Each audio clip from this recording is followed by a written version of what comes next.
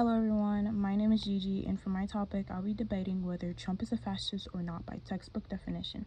We'll examine the per definition of fascism, the characteristics of historical fascist regimes, and then compare them to Trump's rhetoric, policies, and actions. Also look at the arguments from both supporters and critics before reaching a conclusion that is purely based on historical evidence and political science definitions, rather than just personal opinion. Before we start, let me state my personal opinion. Those who analyze Trump a lot via short social media clips or just look at the critic and I would say that my interpretation of Trump is that he does not clearly fit into one single consistent ideology. What I'm basically saying is, I believe he is not fascist, nor do I believe he is an ideology at all. I argue that his political approach is more pragmatic and personality driven, rather than based on a single consistent ideological framework. His behavior appears highly centered on personal influence and political power rather than an ideology. And as I know, fascism in political science is defined by structural features such as authoritarian control, suppression of opposition, and the weakening of democratic institutions, which is what he's not fully upholding.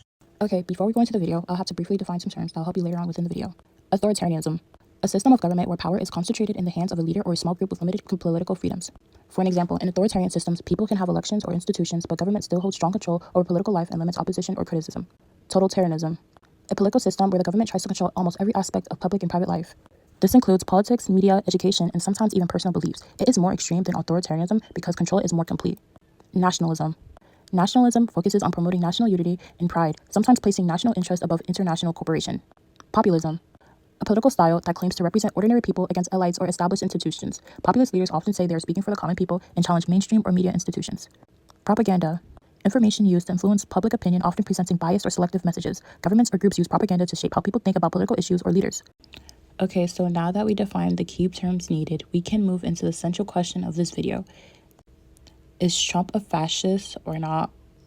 But sorry, once again, before we define that, we need to clearly understand what fascism actually means in political science. To break down the definition of fascism and examine its core characteristics, rather than relying on how the word is commonly used in everyday conversations. You see, nowadays in modern discussions, the term fascism is often just used too loosely to describe any political leader or a figure someone strongly disagrees with. However, in academic and a historical context, fascism has a much more specific meaning. So the origin of the word fascism comes from the Latin fascis, which means a bundle of wooden rods that typically include a protruding blade. The ancient Rome lictors would hold the fasces as a symbol of the penal power of their magistrate. I don't know how to say that. The first European fascist, Benito Mussolini, I'm probably saying his name wrong, adopted the symbol to recall the greatness of the Roman Empire and to reinforce his authority as the eventual dictator of Italy. Fascist regimes like his require their citizens to be unified as the tightly bound fascists, which is where the word fascist comes from. Ta-da! So, fascism is a far-right political ideology, a system of government characterized by a centralized autocratic rule under a dictatorial leader, extreme nationalism, militarism, and the forcible suppression of political opposition.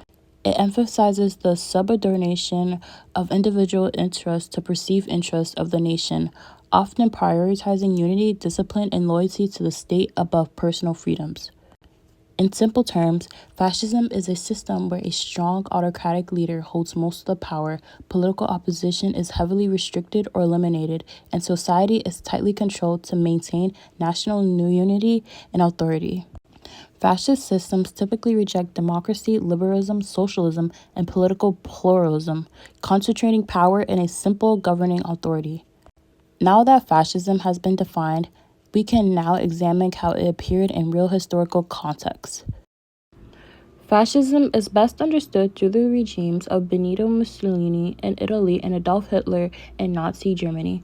This is where all the theory of fascism was applied in practice. Under Benito, Italy gradually stopped functioning as a democracy and became a dictatorship. In 1925, Mussolini gave himself the title of head of government, which allowed him to bypass parliament and silence political opposition. Although King Victor Emmanuel III technically remained the head of the state, but Mussolini was the one making the real decisions to help run the fascist system. He used institutions such as the Grand Council of Fascism, which helped him control the government and reinforce his authority. In practice, power became concentrated around Mussolini and the fascist movement rather than democratic institutions. Basically, he gained power, weakened democracy, and concentrated authority around himself and the fascist state. Within a fascist regime, opposition is often restricted or eliminated. Although opposition to Mussolini existed throughout his rule, it became increasingly difficult and dangerous after he consolidated power. People that despised him faced censorship, imprisonment, exile, and intimidation, which significantly limited the ability of Italians to openly oppose the fascist government. His regime control was maintained through a combination of violence, surveillance, and physiological pressure.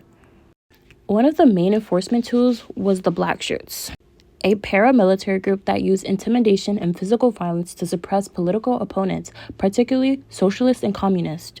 Over time, this group was integrated into the official state structure, making political violence a part of the system itself. In addition, the secret police known as OVRA created a widespread surveillance network that relied on informants and monitoring techniques, such as intercepted communications, political reporting. This created a climate where citizens felt constantly watched, discouraged opposition. Opponents of the regime faced severe consequences, including imprisonment, forced exile to certain areas, physical abuse, and in some cases, assassination. Public acts of violence and humiliation were also used as a warning to others. The enforcement of obedience was maintained not only through fear of punishment, but also through constant surveillance and the threat of state violence, which reinforced his control over society. All right, now that we explained Italy's fascist regime, now it's time to talk about Nazi Germany's fascist regime. After becoming chancellor in 1933, Adolf Hitler rapidly consolidated power by dismantling Germany's democratic institutions and centralizing authority under the Nazi Party. A key turning point was the Enabling Act of 1933, which transferred legislative power from Reichstag to Hitler's cabinet. This allowed the government to pass laws without any parliamentary approval, effectively removing democratic checks on executive power. Following this, the Nazi regime implemented a policy known as Gleichschaltung, or coordination, which brought all major political and social institutions under Nazis' control. Independent political parties were banned, trade unions were abolished, and Germany was transformed into a one-party state dominated by the Nazi Party. Hitler further strengthened his control through internal purges, most notably the Night of Long Knives in 1934, where members of the SA and other political rivals were eliminated. This not only removed some potential threats within the Nazi movement, but also secured the support of the German military by demonstrating Hitler's willingness to consolidate and stabilize power. These measures established a highly centralized authoritarian system in which political opposition was eliminated and power was concentrated entirely under Hitler's leadership. Think of it as America. We have the Democratic Party and the Republican Party. Imagine a random-ass party came in called the Banana Smoothie Party and said, nah, you guys can't be here, you're out of here. And the whole United States was just being controlled by the Banana Smoothie Party. And imagine everybody had to abide by that party's rules, by that party's policies, and you couldn't do anything about it because all the other parties are abolished. So back to the topic, what happened after the consolidation of Nazi power? Political oppositions in Germany was systematically eliminated after the Enabling Act and the implementation of Gleichschaltung. Opposition parties were banned and Germany was transformed into a one-state party under the Nazi Party. Groups that opposed or challenged the regime, particularly communists and social democrats, were targeted for arrest and intimidation and imprisonment. Many political opponents were removed from the public life through detention and early concentration camps. The regime also suppressed dissent more broadly by controlling trade unions and restricting independent political organizations, making it extremely difficult for organized resistance to exist within Germany's political system. Even the basic ability to publicly criticize the government was eliminated as censorship and surveillance expanded. Going against Nazi Germany was not entirely restricted, but effectively dismantled. Voices were silent, people were in prison, or they were forced underground. Within Nazi Germany, control was maintained not only through political restructuring, but also through a powerful system of enforcement, surveillance, and state violence. Two of the most important institutions responsible for this were the SS and the Gestapo, which operated as tools of repression under Hitler's regime. The Gestapo, or secret states police, was responsible for identifying and eliminating political dissent. It relied heavily on surveillance, informants, and intimidation to monitor the population and suppress any opposition to the Nazi government. Citizens were often encouraged to report suspicious behavior, creating a climate of fear and distrust. The SS, originally formed as Hitler's personal protection unit, expanded into a major enforcement organization responsible for carrying out arrests, operating concentration camps, and enforcing ideological conformity. Together, these organizations ensured that opposition to the regime could be quickly detected and punished. Also, within the topic of formal invitations to terror, the Nazi regime used widespread fear as a tool of control. Political prisoners were detained in concentration camps where they faced harsh conditions and imprisonment without a fair trial. With a system like this, people always felt threatened, but they saw it as a way of reinforcement obedience to the society. Not the individuals the Nazi Party did. So basically, this is how the regime kept control day to day. The Nazi German economy was also heavily directed towards Germany's political and military goals. One of the central features of the Nazi economy was rearmament, meaning that large portions of government spending and industrial production were focused on rebuilding the military and preparing for war. This meant that economic priorities were not based on free market demand, but instead on what the state needed to strengthen its military power. The regime also introduced the 4-year plan, which was designed to ensure that Germany could be ready for war within a short period of time. Under this plan, the government set production targets for industries and directed resources towards areas considered strategically important, especially weapons, infrastructure, and raw materials. Another major goal was autocracy, or economic self-sufficiency. The Nazi government attempted to reduce Germany's dependence on foreign imports by increasing domestic production and controlling trade. Although private businesses still existed, they were just not fully independent. Instead, they were required to follow state directives, especially in industries connected to military production. In this way, the economy remained partially private but strongly guided by government control and national priorities. The Nazi economy was basically functioned as a state-directed system where economic activity was tied to political and military objectives instead of market forces. Just for foreshadowing purposes, we must elaborate and go more in depth about the propaganda system, which was a central tool for control. It was led by a named man, Joseph Goebbels. Propaganda was used to influence public opinion, mostly strengthen loyalty to the regime. The government controlled forms of media, including newspaper, radio, broadcast films, and public messaging. This meant the only information available to the public was heavily state-controlled and state-filtered, and anyone opposing the state's viewpoints was removed or suppressed. Propaganda was also spread through mass rallies, posters, and loudspeaker broadcasts, making political messaging high visible and emotionally powerful. The regime worked to build a strong cult of personality around Hitler, portraying him as a symbol of German unity. They also came up with the institution called the Hitler Youth, which trained young people to adopt Nazi ideology and emphasize loyalty to the state from an early age. Now that we have examined both fascist regimes, you may be thinking, wow, this sounds oddly familiar, or I have no idea what you're talking about at all. Well, either is fine, though it is now possible to identify several shared characteristics that the political sciences commonly associate with fascism in practice. Both regimes were characterized by highly centralized authoritarian leadership where political power was concentrated in a single leader rather than distributed through democratic institutions. In both cases, opposition was systematically weakened or eliminated through legal restrictions, intimidation, and state repression. A feature that was really highlighted was the extensive use of propaganda and media control. Both regimes heavily influenced public opinion through state-controlled newspapers, radio broadcasts, mass rallies, and political messaging, often promoting a strong cult of personality.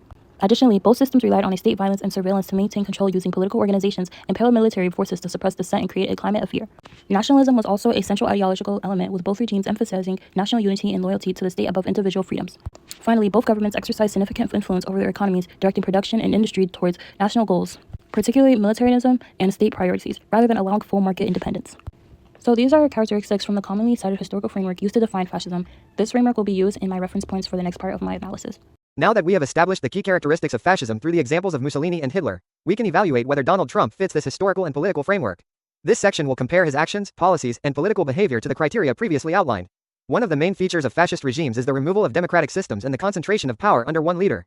In contrast, during Trump's presidency, the United States still had elections, multiple political parties, and functioning institutions like Congress and the courts. Even after the 2020 election controversy, the constitutional process still carried out a transfer of power. Another key feature is the elimination of political opposition. In fascist regimes like Nazi Germany and Mussolini's Italy, opposition parties were banned or destroyed. In Trump's case, political opposition still existed and operated freely. Opponents were able to campaign, speak publicly, and hold office without being banned or removed by the state. When it comes to media, fascist governments usually control or heavily restrict information. Trump often criticized certain media outlets and had a very direct way of communicating through social media. But at the same time, independent news organizations still existed and openly criticized him, so there wasn't a single controlled source of information like we saw in those historical regimes. Economically, fascist regimes tend to have strong state direction over industry and production. Trump's policies were more based on a capitalist system, with things like tax cuts, deregulation, and tariffs. Even though some of his policies focused on national interests, the economy itself stayed privately run rather than controlled by the government. Some people also point to Trump's nationalist rhetoric, like America First, as a similarity to historical nationalist movements. That is true in terms of tone, but nationalism on its own isn't enough to classify a system as fascist. In the regimes we studied, nationalism was combined with one-party rule, political repression, and full state control, which isn't fully present here. It's also important to separate political systems from personality. Trump is known for a very informal and sometimes exaggerated communication style, which often goes viral online. Supporters see it as being direct, while critics see it as inconsistent. But personality traits and viral moments don't really define whether a government fits the textbook definition of fascism. Based on the framework we built from Mussolini and Hitler, there are some similarities in rhetoric and leadership style, but the main structural features of fascist regimes are not fully present in this case. However, it is important to acknowledge that there are arguments made by critics who disagree with this conclusion. Some scholars, commentators, and political analysts argue that certain aspects of Trump's behavior and rhetoric resemble patterns seen in historical fascist movements. For example, critics point to his strong nationalist messaging, his frequent attacks on the media, and his rejection of certain political norms as similarities to tactics used by authoritarian leaders. They argue that even if the United States did not become a fascist state, some of the language and behavior used during his presidency reflects warning signs that are often associated with democratic backsliding. Some also argue that focusing only on formal structures like elections or institutions does not fully capture how political influence and public perception can shift over time. From this perspective, they believe that rhetoric, leadership style, and pressure on institutions are also important when evaluating authoritarian tendencies. However, even within these arguments, there is disagreement on whether these similarities are enough to meet the full textbook definition of fascism used in this analysis. Now let's see what some comments are saying. This one says, he tried to overthrow democracy though. The 2020 election controversy is definitely debated, but even during that period, the US constitutional system, courts, state governments, and federal institutions still operated and ultimately carried out a transfer of power. In fascist regimes historically, those institutions are removed or permanently dismantled. This one says, he controls the media, attacks journalists. Criticizing the media is not the same as controlling it. In fascist regimes, the state directly controls or bans independent media. During Trump's presidency, multiple opposing news outlets continued operating freely and openly criticizing him. This one says, "I'm pretty sure fascism is just racism. If fascism was just racism, my analysis would have not been this long pages long loudly crying it's actually about authoritarian control, banning opposition, propaganda, and state power. Rascom is sometimes included but it's not the only thing." Someone said, "Let's be honest here, the only reason why liberals and leftists say that Trump is a fascist is because they can't imagine a world where liberals are just as bad if not sometimes worse than actual fascists. So they just call other liberals they don't like as fascists because they can't contend with the historical notion that democracy, liberalism and fascism are two sides of the same coin of bourgeois dictatorship." Many communists even might shriek at the idea, but that's because they often seek alliances with progressive liberals and social democrats, as no one wants to admit that many of those who you might call comrades or friends are essentially on the same side of fascism. I respect the passion, but I think we just went from Trump is a fascist to capitalism versus communism versus philosophy final boss fight. Loudly crying my video is just using the textbook political science definition, not a whole ideology debate. Okay, enough with replying to comments now. In conclusion, based on the historical and political science framework established through the examples of Benito Mussolini and Adolf Hitler, fascism is defined by structural features such as centralized authoritarian leadership, the elimination of meaningful political opposition, strong state control over institutions, propaganda systems, and the weakening or removal of democratic processes. When comparing this framework to Donald Trump's presidency, there are some rhetorical and stylistic similarities that critics often point to, particularly around nationalism and political communication. However, the core institutional characteristics that defined historical fascist regimes, such as one-party rule, the abolition of elections, and total state control over society, are not fully present in this case. Therefore, while the debate continues in public and academic spaces, the analysis based on historical definitions suggests that Trump does not clearly fit the textbook classification of fascism. Maggie? Not with you. Good. Just one more on Venezuela. The president of Venezuela called the strike on the boat illegal. Are you concerned that Maduro might escalate something? No, what's illegal are the drugs that were on the boat and the drugs that are being sent into our country and the fact that 300 million people died last year from drugs. That's what's illegal. Do you think he's not